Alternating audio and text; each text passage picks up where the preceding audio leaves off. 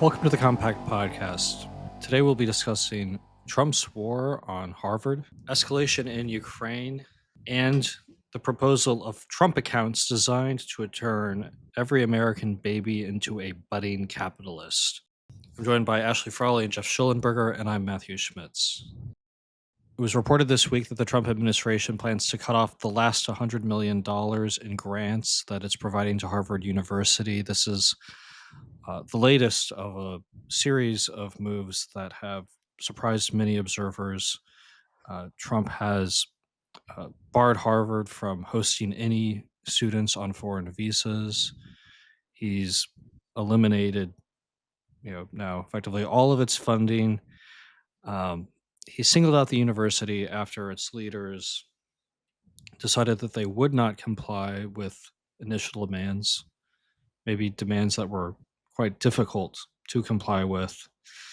And he now seems bent on making an example of them.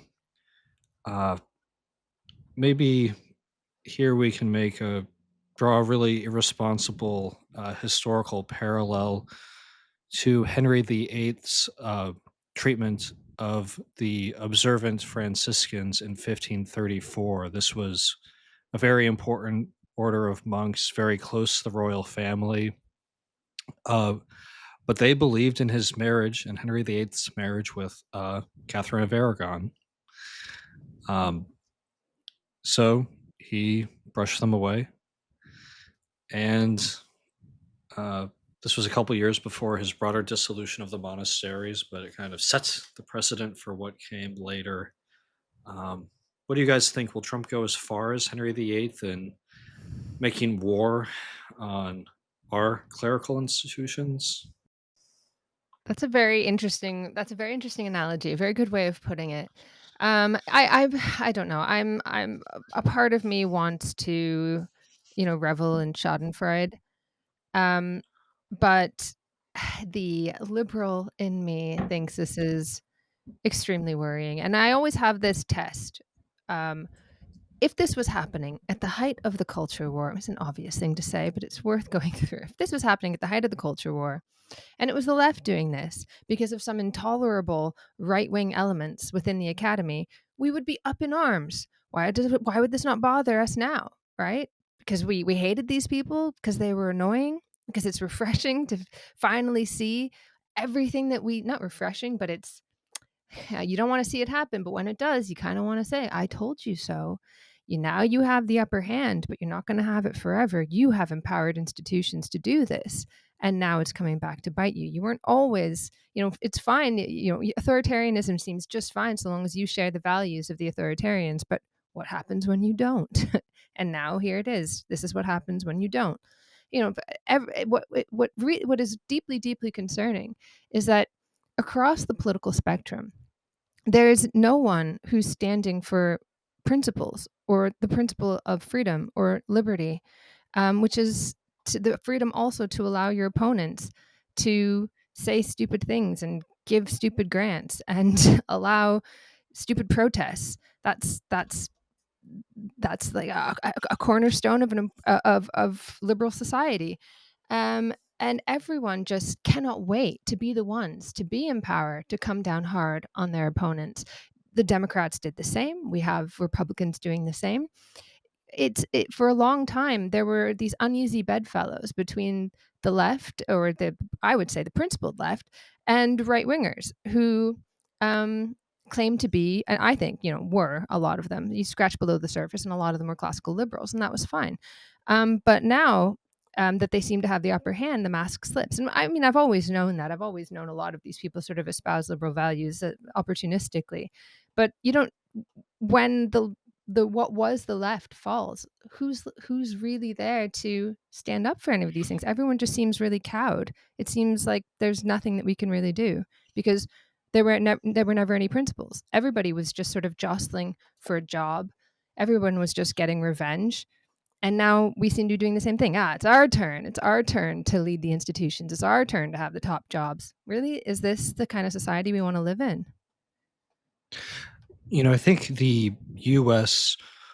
had a better of concrete reality for supporting liberal values before the kind of post-war dispensation of higher education emerged.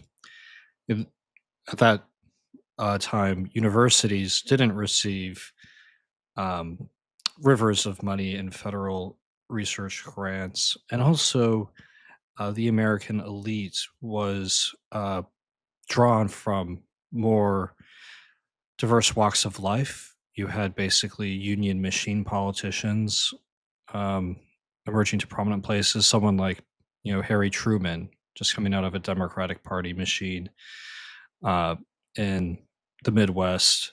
He was salesman effectively who just rose through the ranks.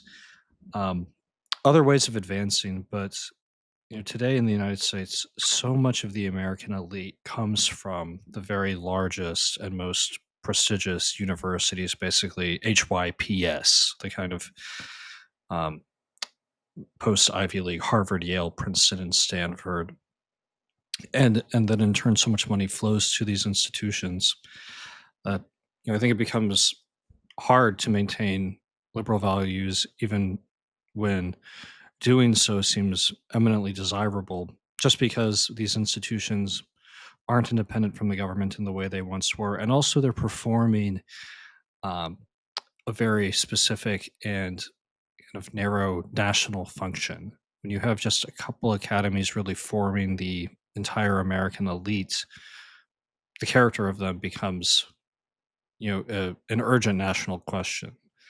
Um, there's other countries have kind of national universities.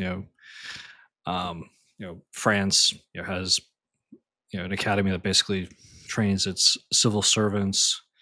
The U.S. has properly national universities for training leaders of the U.S. military. We have the military academies, but we don't have a properly national civil service academy. We don't have a place that is, you know, funded, directly controlled, directly funded by the U.S. government, and intended to directly train American elites. And I think the reason we don't have that is because we're attached to our more pluralistic inheritance, our this more liberal legacy in American life. Uh, but I think become genuinely more difficult to sustain just um, promoting governmental non-interference in these institutions from whatever political angle is harder when they are an effectively exclusive site of elite formation, uh, and when they're receiving so much federal money. So, but by coincidence, there was another major news story related to Harvard in recent days, which was the revocation of tenure of a woman named Francesca Gino, who is, at least until now, a professor at Harvard Business School holding a named chair in the business school, and she had been in the news a few times in recent years. She was essentially a kind of celebrity scholar of organizational behavior, and her research had gained plaudits, and had been covered quite a bit in the mainstream press. And then it turned out that there were problems with it. She, you know, prior to this, was the one of the highest paid professors at the business school, which generally is one of the higher paid parts of universities in the first place. And so she was quite a big deal. But it turned out that, as we began to learn a few years ago, some of her data had apparently been falsified. There were problems with replicating it, so it's part of this larger phenomenon of the replication crisis.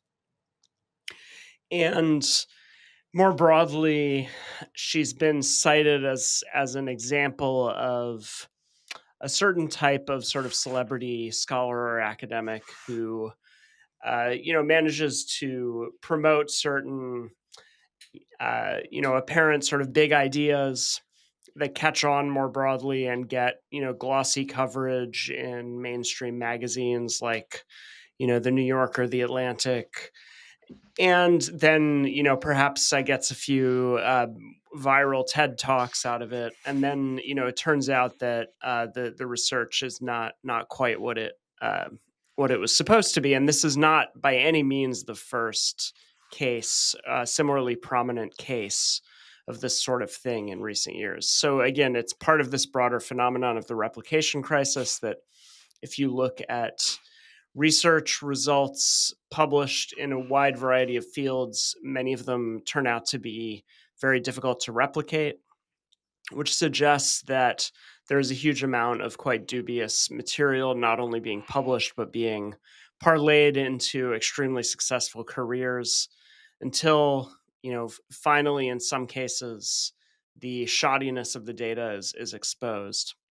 So it seemed interesting to see this in I, I don't see on the part of this administration any particularly earnest desire to bring about reform. I see much more of just a wrecking ball approach in how these institutions are being targeted. It's clearly much more tied to political vendettas, and yet, and I would also add here that there's nothing about Gino's research that's particularly sort of woke or ideologically offensive to the people kind of spearheading these initiatives from the current administration, as far as I know. And indeed, quite a bit of the research that's been flagged as problematic in terms of the replication crisis, the problem with it is not that it's this kind of if you think back to the like grievance studies hoax and so on, it's not that it's this kind of stuff. It's actually often seemingly very kind of rigorous quantitative research that doesn't have any particularly clear political valence, that nevertheless is being used as a vehicle to lucrative careers in academia, and then that turns out to be highly dubious.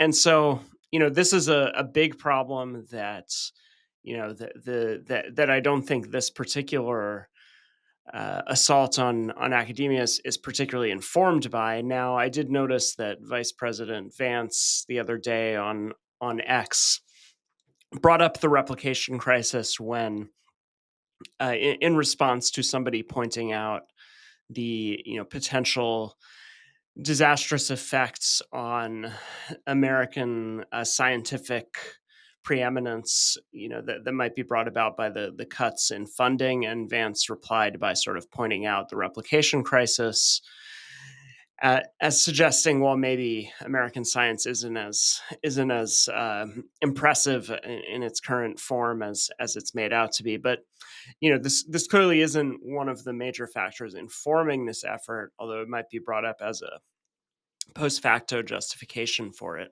Nonetheless, I think, as with a number of things going on today, this would be an example of where I have many many criticisms and problems with both what's being done and the way it's being approached. I wholeheartedly endorse Greg Conti's piece from last Friday on a dangerous turn in Trump's war on universities, which people can read in the magazine.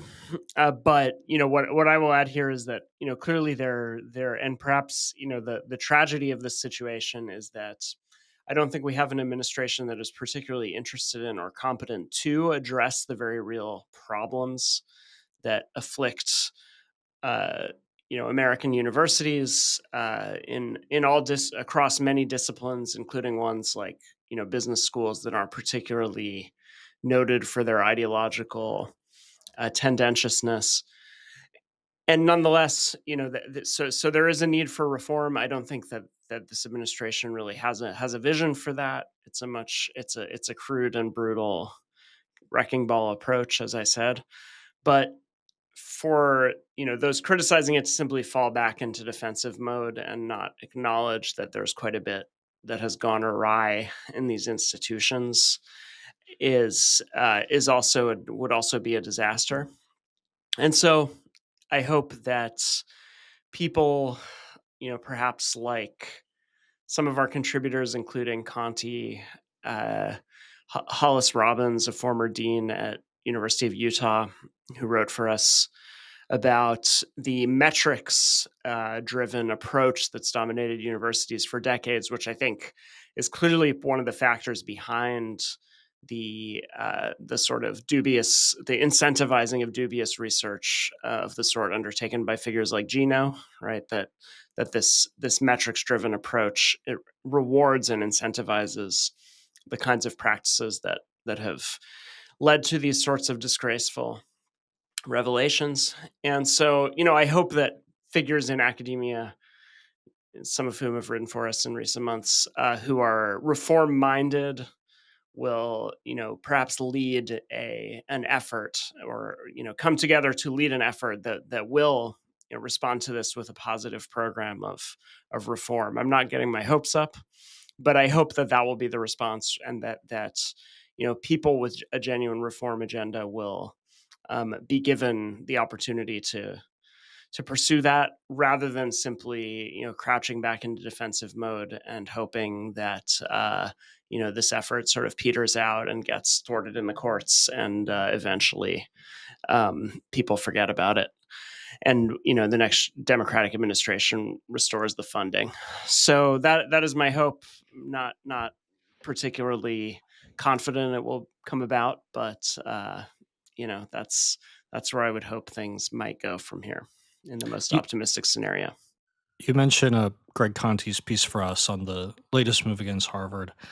I also want to recommend a piece he wrote recently for the Chronicle of Higher Education titled Universities Must Stop Infantilizing Everyone. Greg, our editor at large, is a professor at Princeton University.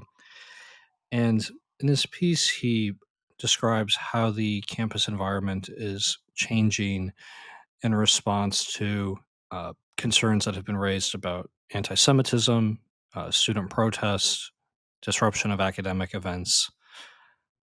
What he's seen at Princeton so far is not any kind of return to free speech, but actually a tightening of administrative control and supervision that reduces really the space for uh, properly academic exchange and exercises of authority by members of the faculty. You know, unsurprisingly, administrators are using these latest concerns to further extend their control of the university. Two examples: he talks about being at a panel on the Princeton campus, and he, is called on to ask a question during the question and answer period, and someone brings a mic to him. He reaches for the mic to take it, but he's not allowed to take the mic. The the person who's appointed to assist at the event is the only one allowed to hold the mic. So a tenured professor at Princeton University is not permitted to hold a mic, because if he were permitted to hold a mic, then everyone would be, and someone might not let go of it and would start shouting. So there's just a total breakdown in the kind of basic trust and faith in adult behavior on which a university relies. Another example he mentions involves a senior colleague of his who was moderating a panel that was then disrupted. Uh, this colleague was not allowed to uh, rebuke the protesters and inform them that they were violating the university's rules and faced removal from campus security.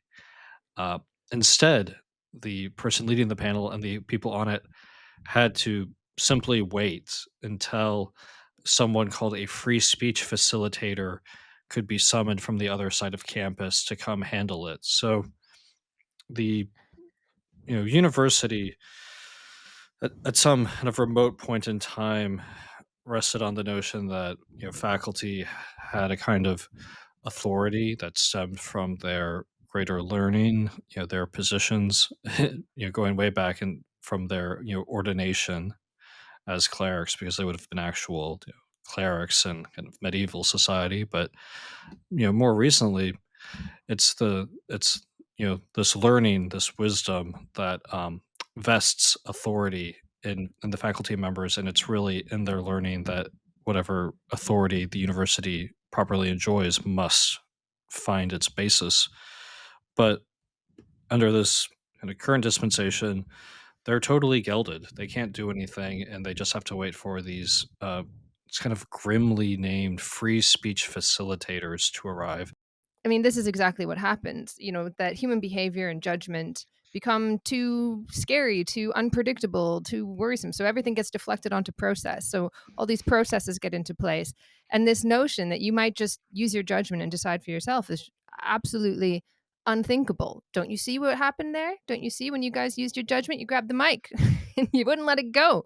So we're not doing that anymore. We have these rules here. We have a facilitator. Only this person holds a mic. It's like in a preschool or something like that. Um, but because the illiberalism of the past decade has done its work. You don't have to. Nobody needs to put up a. There was this. If you all remember, like over a decade ago, was it actually just a decade ago exactly? Um, the big furore about the Halloween costumes, where someone had the temerity to suggest that young people could decide for themselves what they would wear. Well, now, it was like, how dare you? No, you need to tell us. It needs to be a process. There mustn't be any space for judgment. Well, now you don't even need to put the rules out. You don't even need like a Halloween costume facilitator. Everybody just knows. And the carnivalesque element of Halloween is gone. It's very, very tame. Everybody just knows. You don't do blackface. You don't do Indians. You don't do any of these sorts of things because we've completely internalized it. That it did its job. The panics over free speech itself being violence. This is offensive. Da da da. We don't even like. It seems like it's all gone, but it did its work. It did its work. It's in our heads now. This is just another point I wanted to get in that I always go back to William F. Buckley's note about preferring to be ruled by the first 100 names in the Boston phone book than the faculty of Harvard, which was an early salvo in the war against experts, I suppose. And, I suppose goes somewhat against certain ideas that, Buckley, well, it's worth recalling that Buckley was against academic freedom in his first book, God and Man at Yale, right? He explicitly subtitles it Superstitions of Academic Freedom. So, it's worth recalling this war against the Ivy League kind of goes back to the foundations of the conservative movement as we know it from the post-war era. And also that, and a few people have recalled this in recent years, but the alignment of conservatives with the ideal of academic freedom was actually a relatively recent development. Buckley argued that the remit of college professors should be much more limited. That academic freedom kind of gave them free rein to teach all kinds of dangerous anti-American doctrines, and that Like really Keynesian economics. exactly. Well, as we know from Javier Milei, Keynesianism is just indistinguishable from communism.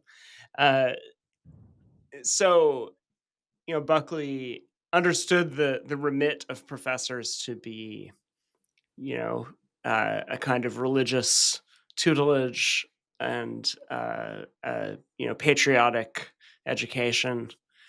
And so, I suppose we could argue that there is a kind of coming full circle here where it seems that what this administration wants universities to do um, is return to a much more limited remit. And, perhaps we shouldn't be surprised that academic freedom isn't something that a conservative administration would value, because it turns out that the opening salvo in the modern conservative movement is squarely directed against that as an ideal. So I don't know. I think Greg, going back to Greg Conti, I mean, he's written a series of pieces that in various ways kind of explore the deeper history of this, go to also to the history of England, where the autonomy of universities was actually challenged in the 19th century from a progressive liberal side, right, where universities were seen as a redoubt of kind of reaction,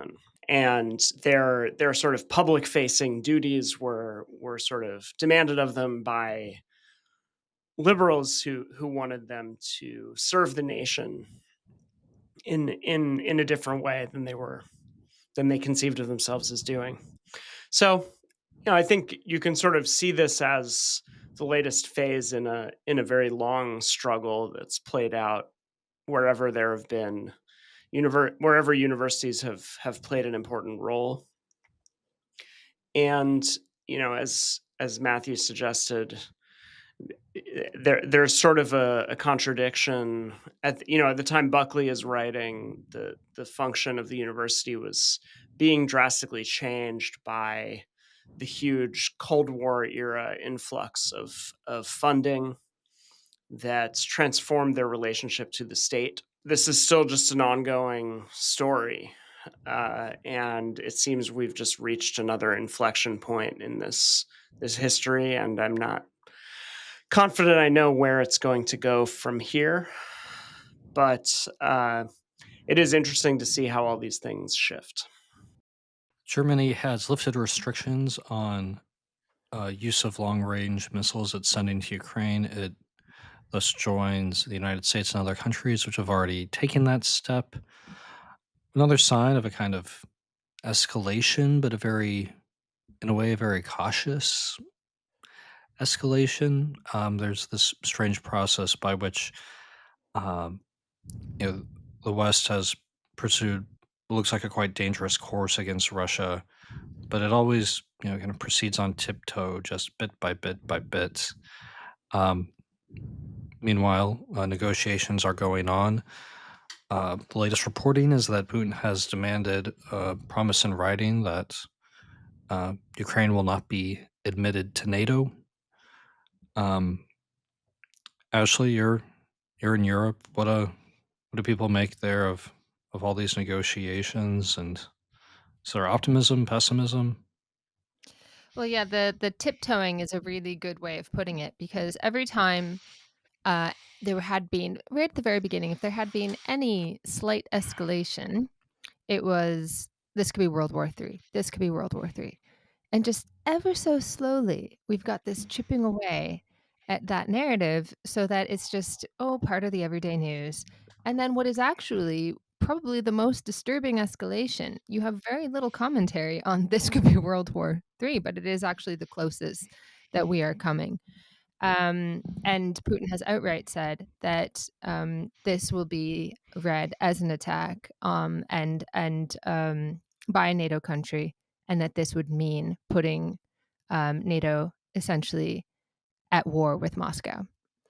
That's what Putin said, and so it's an enormous escalation. But there's just so much fatigue that it's gone almost unnoticed. And I've been thinking about this in terms of Trump's apparent kind of about face on his love of Putin. So the man's gone crazy. I don't understand. And one of the things that I admire about Trump that we've talked about before is that his impulse for deal making is a veiled impulse for peacemaking. That he thinks almost any conflict can be sorted out as long as we just sort of lay down our stakes and our desires, and we come away with a mutually agreeable deal. And it's a really admirable kind of impulse. But what he doesn't realize is that sometimes business needs a deal, sometimes it needs peace, but sometimes it needs cooperation, but sometimes it needs war. And I don't think Trumponomics sufficiently recognizes the deep, deep extent to which the world needs quote unquote war.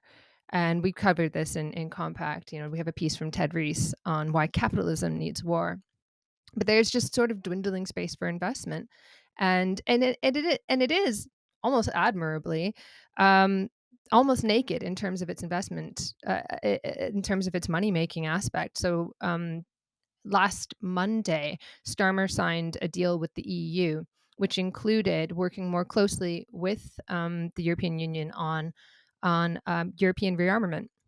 And he's like, this is great because it's going to open up all this money for our UK businesses. And when he talked, I think it was back in February, about joining the coalition of the willing, he very nakedly justified it in terms of economic growth. But unlike Trump's sort of blood, but only for oil, at least when Trump is clear and honest about his desires, there's some possibility, like if you don't want to give your blood for rare earth minerals, then we have a possibility of some sort of democratic debate to happen. But within the EU, there's so many mechanisms and there's so much insulation from democracy from the public. If you don't want to get sort of like ground up into hamburger for the great good of the bottom line, what recourse do you have? It's completely separate and insulated from democracy. So these are my deep worries about what's going on here. So Trump might have an instinct to be a peacemaker, but he is surrounded by people who know better, who are much more hawkish, and the EU has absolutely no desire to give what Putin wants, which is to sign an agreement that Ukraine would remain non-aligned. Europe has absolutely no desire to make peace. They have been ratcheting this up for a long time. They've been going baby steps, baby steps, baby steps to avoid any kind of backlash. It seems that everybody is sort of hurtling toward war because I think there is an underlying, deeper kind of economic impulse to it, and I'm deeply worried, and I'm worried that other people are not deeply worried. Also, I'm fairly close to Ukraine. Like, I mean, in terms of like nuclear fallout, I find so every time there's any kind of escalation, I have nightmares. It's terrifying. I'm in Greece. It's not that close, but I'm curious.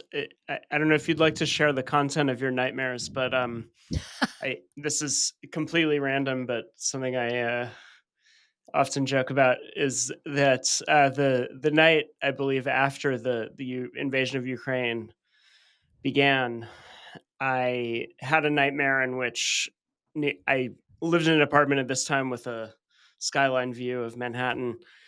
And I had a dream that I was looking out my bedroom window and saw the mushroom cloud. And but within the dream, the first thing that I thought after seeing, Manhattan obliterated was, "Oh crap! I think it's alternate side parking day, and I have to move my car." And so it became this anxiety dream about having to move my car.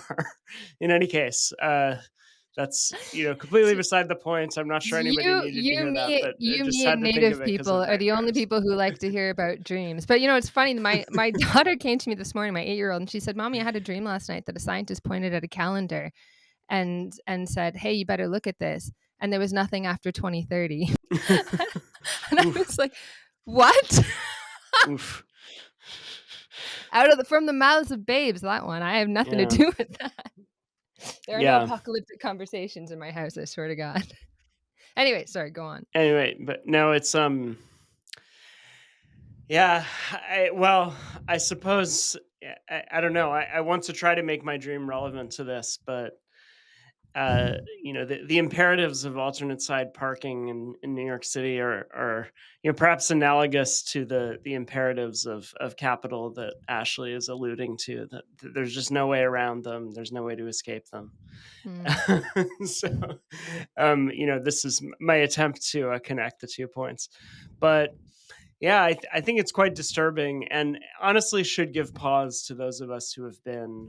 And I'll sort of take sides against my own longstanding position, which is, I think there are those of us who are on the kind of dovish side in this conflict who thought what was going on was just kind of stupid and the result of all kinds of arrogance and overreach on the part of NATO and various Western interests.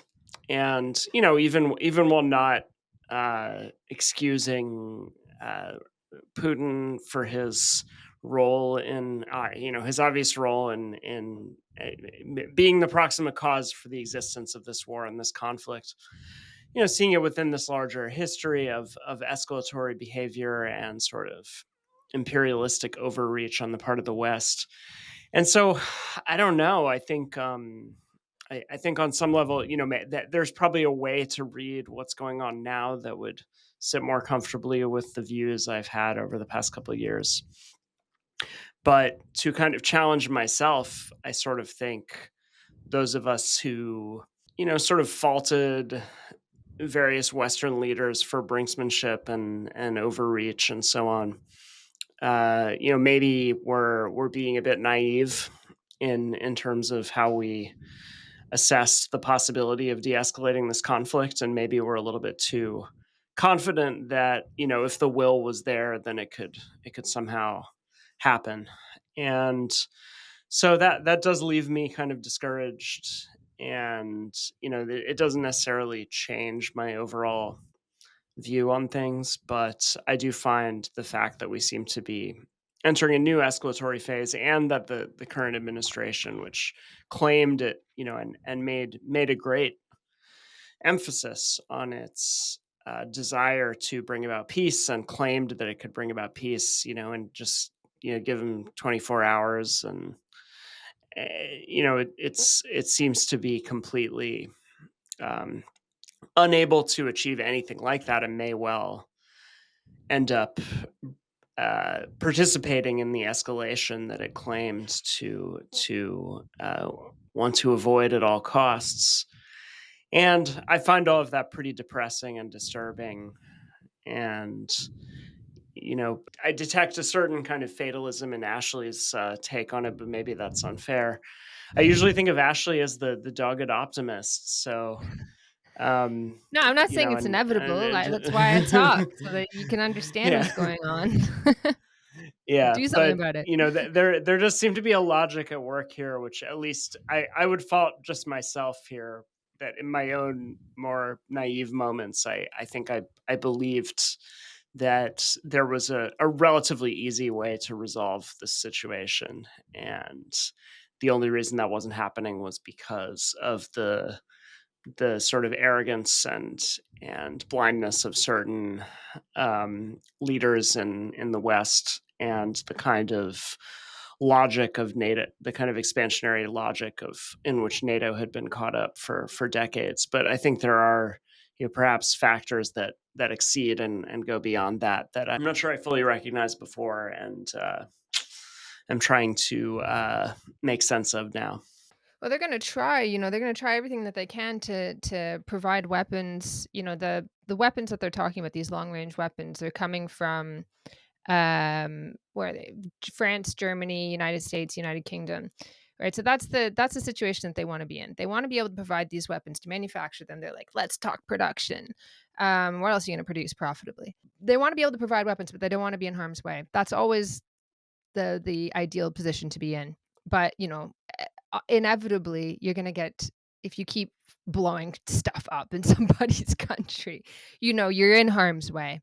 And it's just absolutely psychotic to me. It seems utterly mad that they think that this is in any way a viable thing to do.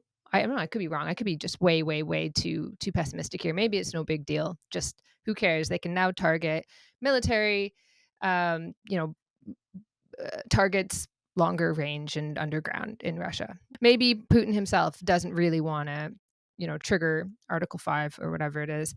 Um, but I don't see that. I don't see that necessarily happening. And I think, I've been trying to peruse around using Google Translate, looking at what the media looks like in Russia. And it seems to me that there's this and looking at reports of people who've been looking into this, it just seems like Putin is preparing for this possibility of a war with NATO. It's already happened in his mind. And that's terrifying. Something that may help revive Ashley's optimism is the idea to give every American child a so-called Trump account. This is part of the big beautiful bill being discussed now by Congress. Uh, every child born in the U.S. Who's an American citizen would get $1,000 deposited in an account, which they could withdraw beginning at age 18 for expenses like college, buying a house, starting a business. Um, Democrats have kind of run down this proposal, saying it doesn't really amount to much. Imagine a kind of 4% return. Um, you know, estimate is that maybe this would amount to $2,000. After 18 years, parents could deposit up to $5,000 a year in these accounts. Um, but there are plenty of investment vehicles for wealthier families already, and obviously poorer families wouldn't be in a position to do that. So, um, people are saying this doesn't amount to much, but I don't know. Maybe it's good. I think Ted Cruz likes it. He sees it as a way to turn every baby into a budding capitalist. What do you guys think? Do you know what this Well, reminds me of? uh, Oh, sorry. Go ahead. go ahead. I was just gonna say it reminds me of when I was a kid in school, and how we had a class called Design and Tech, and we would like design things using tech, and we would inevitably always design something horrific and stupid. But we would always learn. The most important thing was we had a big presentation where we had to present our things, and we had to sell it. No matter what, we had to sell it. And this was a really powerful lesson that I took with me through my life.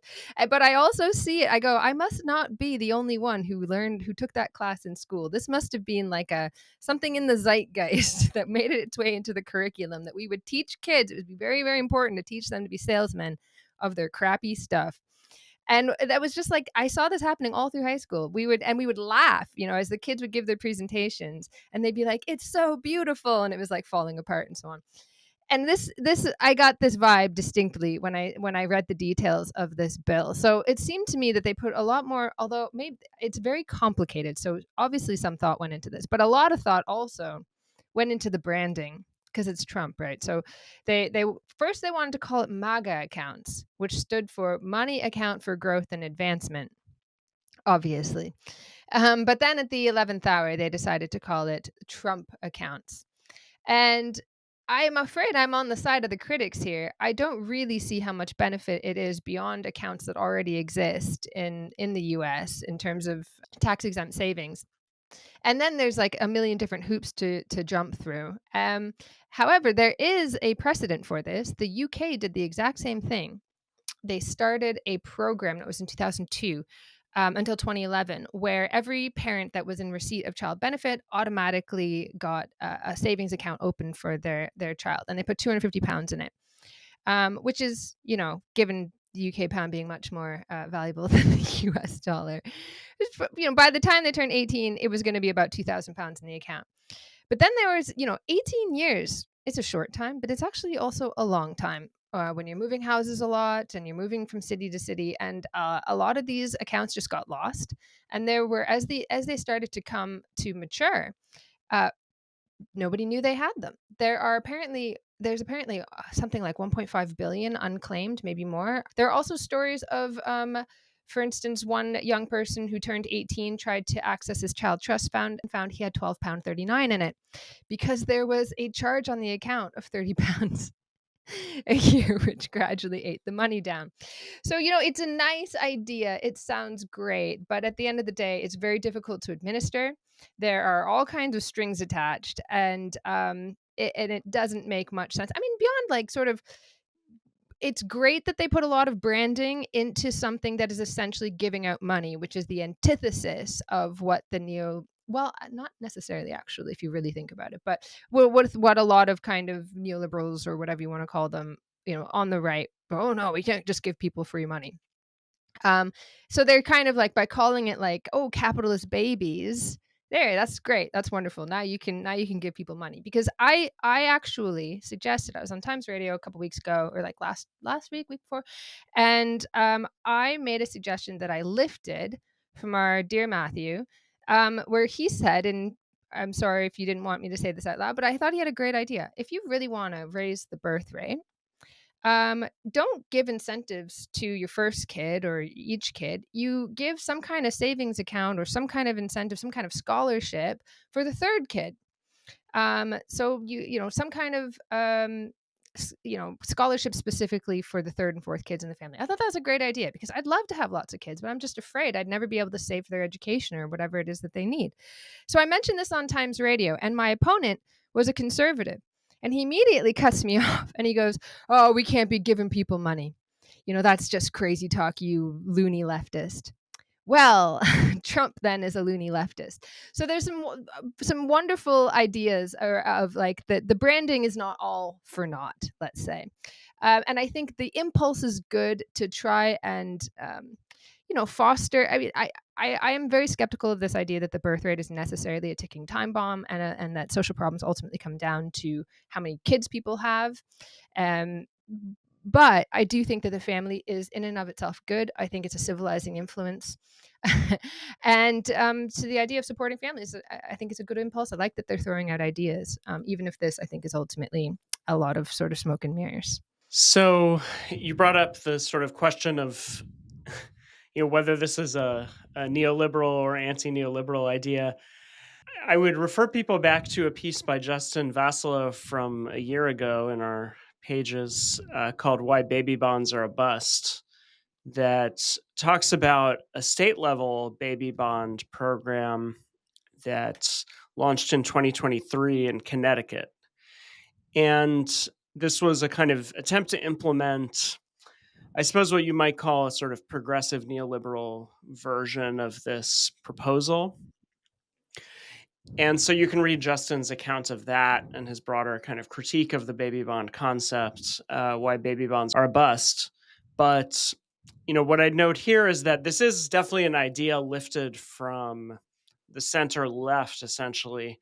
It was, the most recent proposal similar to this was from uh, progressive Congresswoman and Squad member Ayanna Pressley and Senator Cory Booker, who were who came up with a bill and attempted to get Biden to support it during the Biden administration.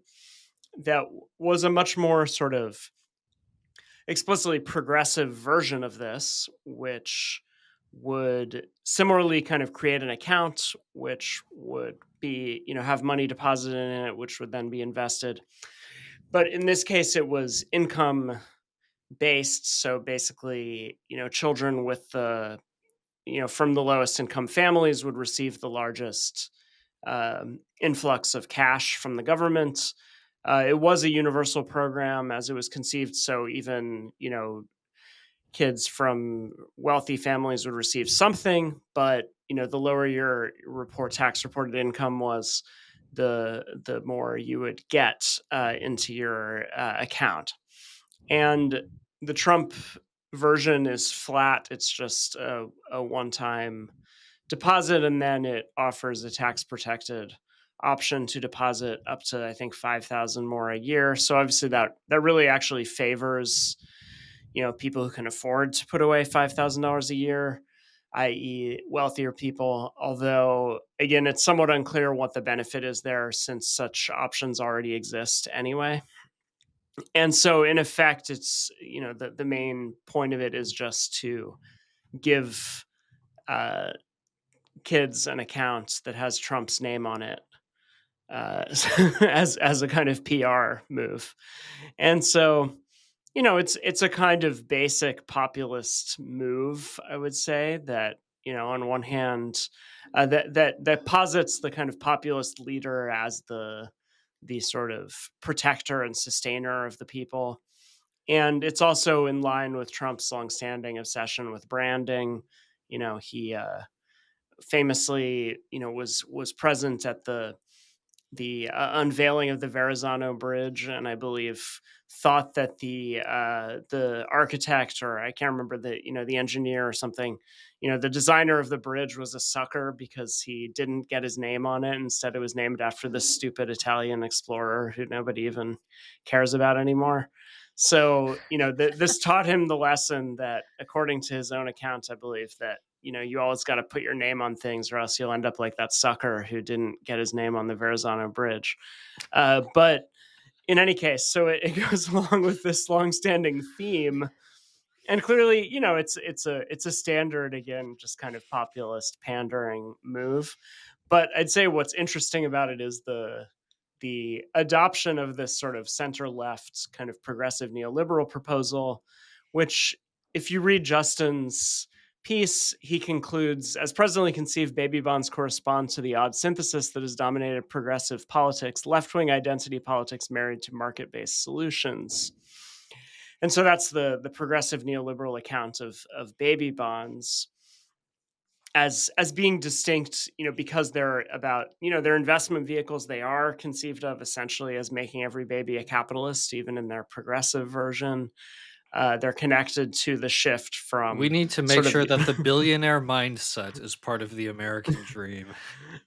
But, I think it's so the way it's an interesting proposal is in terms of the kind of rebranding of a classic kind of neoliberal proposal, which you could connect to things like shifting retirement accounts to investment accounts, a sort of classic evolution of the pension system towards this more kind of capitalist friendly approach.